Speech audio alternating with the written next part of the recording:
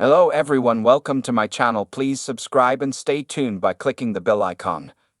14 huge Coronation Street spoilers for next week. Next week on Coronation Street, Abby faces an upsetting time as she's targeted in a deep fake incident.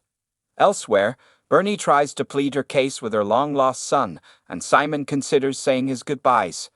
Here's a full collection of 14 big moments coming up. 1. Abby receives a shock. Abby is shocked to stumble across a TV documentary which praises killer Corey Brent for his football skills. Kevin explains that Corey is now part of the prison football team and making a name for himself with his talents on the pitch. Abby watches the rest of the documentary and is appalled to see that it paints her son's killer as a sporting hero. She and Nina visit the TV company responsible, barging into the producer's office to demand an explanation. Abby and Nina are pleased to receive public support when the documentary is covered by the Weatherfield Gazette. A petition is even started, which condemns the bizarre broadcast. 2. Dean returns. Drug dealer Dean reappears at the garage, telling Abby that he needs her help as he's going through a bad patch. Abby shows no sympathy after Dean's previous bad behavior, telling him to go away.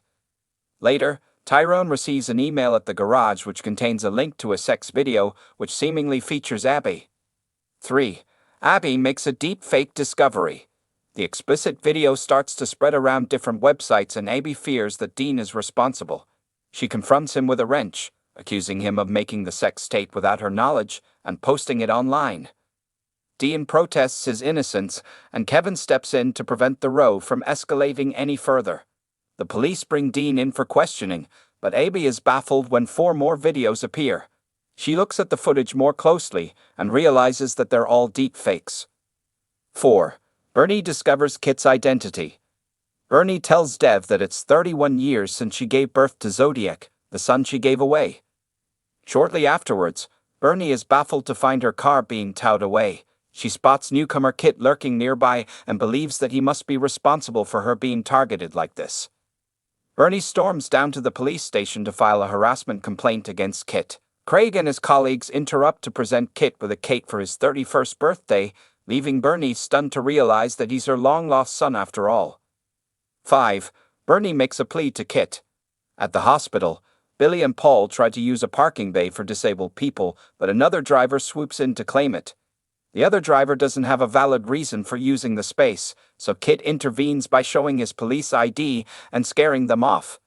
Billy and Paul mention Kit's intervention to Bernie, who realizes that her long-lost son does have some kind qualities after all. Bernie visits the police station to thank Kit, and she also begs for a chance to tell her side of why she gave him up. 6. Rowan swoops in on Simon. Simon wakes up with a hangover after falling back into old habits with his drinking. He admits to Nick and Toya that he can barely remember the previous day. Nick and Toya tell Rowan that they'd like to speak to Lean, who's still away on the Institute retreat. They want to tell her about Simon, but Rowan insists that she can't be disturbed.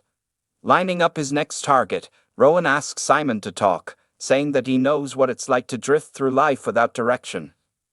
7. Simon receives a tempting offer. Simon decides to join Leon on the Institute retreat, despite pleas from Nick and Toya that it's not a good idea. When Simon doesn't seem to be listening, Nick calls Peter for help. Later, Simon relents and unpacks his bag as he reveals that Peter has offered him a job on the yacht. 8. Carla gets a surprise over Peter. Carla confides in Sarah about how she's missing Peter following his departure at Christmas. Simon shows Carla some pictures of Peter, who seems to have moved on as one of the photos shows him with his arm around a woman. 9. Roy lives in fear at the prison. Nana tells Stu that she's growing increasingly worried about Roy, as he still won't speak to anyone at the prison and refuses to leave his cell. Fellow inmate Roscoe takes an interest in Roy and visits his cell, but Roy gets scared and accidentally knocks his own chessboard over. Roscoe is baffled by Roy's behavior and heads out. 10. Griff returns. Evelyn tries to make Roy's prison life a little bit more bearable by suggesting they should have a book club, so they have something to talk about. He has something to look forward to again, but more trouble could lie ahead for him when it's revealed that Griff has been transferred back to the Weatherfield prison. 11. Gary lies to Maria again. Gary is questioned by Maria over why £10,000 has gone missing from their bank account.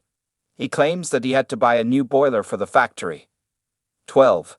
Steve tries to make things work with Demi. Steve meets up with Demi and asks for another chance, aware that he put her off with too much talk about Tracy recently. Later, Steve makes plans for his upcoming 50th birthday, telling Tim that he wants to spend it at the local football exhibition. 13. Bethany receives some advice. Mary suggests to Bethany that it's time to make amends with her family and not let her past with Nathan affect her present. Meanwhile, Daniel is informed by the SDC that his ban has been lifted and he can return to work. Daisy overhears and knows Daniel is having a tough time with Bethany, so she calls round with a bottle. 14. Linda interferes again. Gemma and Bernie try to get the Winterbrown house in a better state, as Joseph has invited round some posh friends from his private school. Linda announces that she has booked the kids a table at the bistro to save Gemma and Bernie the stress, but Gemma is hurt by her latest meddling. If you like the video, don't forget to like, comment and share.